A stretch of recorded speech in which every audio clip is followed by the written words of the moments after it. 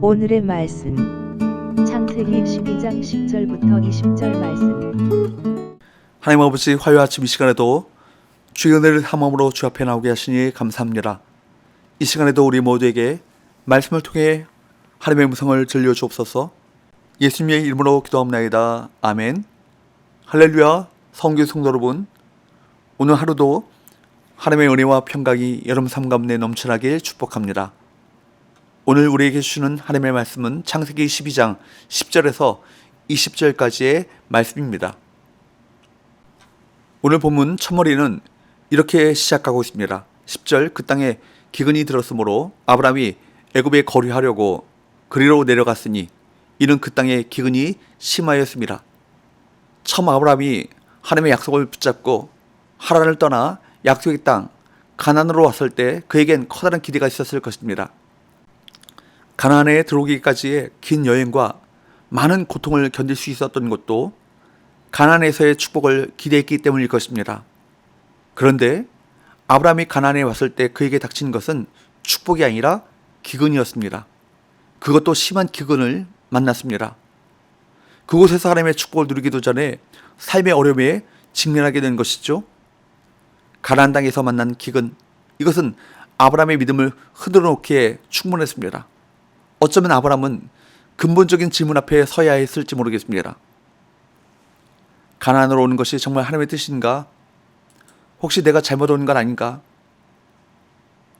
가나안 땅에 들어간 아브라함에게도 기근이라는 이 문제가 닥쳐왔다는 것입니다. 하나님은 고난을 통해 아브라함에게 믿음을 가르치길 원하셨던 것 같습니다.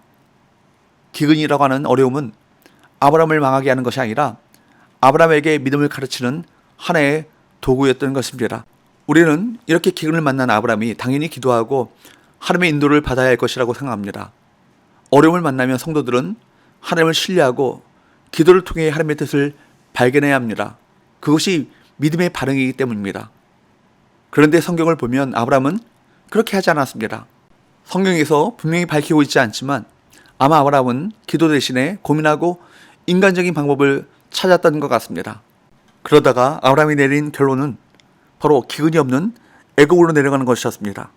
그런데 애굽으로 내려가자니 걱정되는 일이 있었습니다. 11절 12절, 그가 애굽에 가까이 이르렀을 때 그의 아내 사라에게 말하되 내가 알기에 그대는 아리따운 여인이라. 애굽 사람이 그대를 볼 때 이르기를 이는 그의 아내라 하여 나는 죽이고 그대는 살리리니. 아내 사라가 너무 아름다워서 누군가 자신을 죽이고 사라를 취하려 할지도 모른다는 걱정이었습니다. 그래서 아브라함은 자신과 사라가 온의 관계라고 거짓말하기로 그렇게 작정합니다. 13절, 원하건대 그대는 나의 누이라 하라. 그러면 내가 그대로 말미암아 안전하고 내 목숨이 그대로 말미암아 보존되리라 하니라. 뱀이 여자에게 거짓말을 한 이후 창세기에는 거짓의 흐름이 이어지며 모든 악의 근원이 됩니다. 아브라함의 거짓말은 내가 너로 큰 민족을 이루고 창대하게 하리니 라고 말씀하셨던 하나님의 말씀에 대한 불신앙이며 하나님의 뜻에 반하는 심각한 잘못이었습니다. 두려움 때문에 거짓을 선택함으로 생기는 문제는 생각보다 크죠. 하나님의 사람들은 언제나 진실한 말과 행동을 해야 할 것입니다. 아브라함이 걱정했던 대로 사라의 미모는 애굽 사람들의 눈에 띄었습니다. 14절 15절, 아브라함이 애굽에 이르렀을 때 애굽 사람들이 그 여인이 심히 아름다움을 보았고 바로의 고관들도 그를 보고 바로 앞에서 칭찬함으로 그 여인을 바로의 궁으로 이끌어 들인지라. 바로의 고관들이 사라의 용모를 칭찬하자 바로가 그녀를 궁으로 불러들였습니다. 아브라함은 그저 아내를 누이라 둘러대며 기근이 끝날 때까지만 버티자는 생각이었겠지만 이처럼 죄는 계속 더 큰 문제를 낳습니다. 16절, 이에 바로가 그로 말미암아 아브라함을 후대함으로 아브라함이 양과 소와 노비와 암수 나귀와 낙타를 얻었더라. 거짓말로 인해 많은 재산을 얻은 것입니다. 하지만 약속의 아들을 낳을 사라를 빼앗길 위기에 처하고 말았습니다. 하나님의 계획이 없었다면 재물을 얻고 하나님의 약속을 잃어버리는 처지에 빠진 것입니다. 딱 한 번만 이라는 생각으로 잘못된 길에 발을 들여놓았다가 올무에 잡혀 빠져나오지 못하는 경우가 참 많습니다.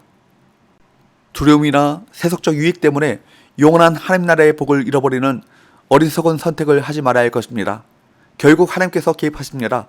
17절 여호와께서 아브라함의 아내 사라일로 바로와 그 집에 큰 재앙을 내리신지라.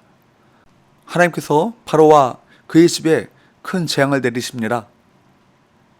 거짓말을 한 것은 아브라함이고 바로는 피해자일 뿐인데 하나님께서 바로에게 재앙을 내리셨다는 것, 이것이 선뜻 이해되지 않습니다.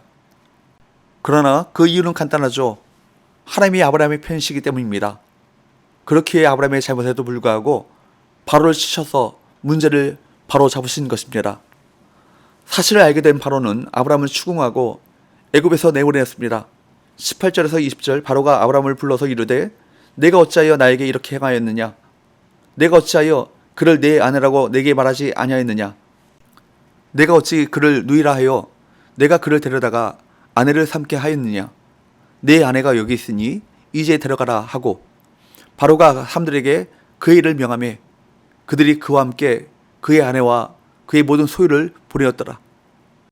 여기 아브라함을 추궁하는 바로의 말은 사실 아브라함을 향한 하나님의 꾸짖음이었습니다. 하나님의 백성이 바르게 서지 않으면 결국 불신자들에게 비난과 조롱을 당하게 마련인데 사실 그것은 하나님께서 꾸짖으시는 하나님의 목소리인 것입니다. 물론 하나님께서는 언제까지나 당신의 편에 서 계시겠지만 그들의 잘못까지 간과하시는 것은 아닙니다. 우리는 사람들을 통해 꾸짖으시는 하나님의 음성을 들어야 할 것입니다. 하나님은 때로 세상을 통해 우리를 꾸짖으시고 부끄럽게 하실 것입니다. 하지만 우리가 세상에서 지탄과 조롱을 당한다 할지라도 하나님이 우리 편이라는 사실은 절대로 변하지 않습니다. 부끄러운 죄악 가운데 있다면 철저하게 회개하고 주님께로 돌아가야 할 것입니다. 주님만이 우리를 회복시키십니다. 오늘 말씀에서 아브라함은 하나님의 약속을 위태롭게 했지만 하나님께서는 놀라운 방법으로 그 약속을 회복하십니다. 비록 아브라함은 수치를 당했지만 그의 믿음은 더욱 성장했을 것입니다. 하나님은 약속의 땅을 잠시 떠난 아브라함을 약속의 땅으로 돌아오게 하십니다. 삶의 위기가 찾아왔을 때 우리가 바라봐야 할 것은 상황이 아니라 상황보다 크신 하나님이시며 우리가 간구해야 할 것은 나의 계획이 아니라 하나님의 계획인 것입니다. 기도합시다. 하나님 아버지, 오늘 아브라함의 실수를 보았습니다. 상황에 따라 하나님의 약속을 저버리고 이 길을 모면하려 인간적인 수술을 사용했던 아브라함의 그러한 실수를 반복하지 않게 하여 주옵시고 상황보다 크신 하나님을 신뢰하며 말씀에 순종하는 삶을 살아가게 하여 주옵소서. 예수의 거룩하신 이름으로 기도합니다. 아멘.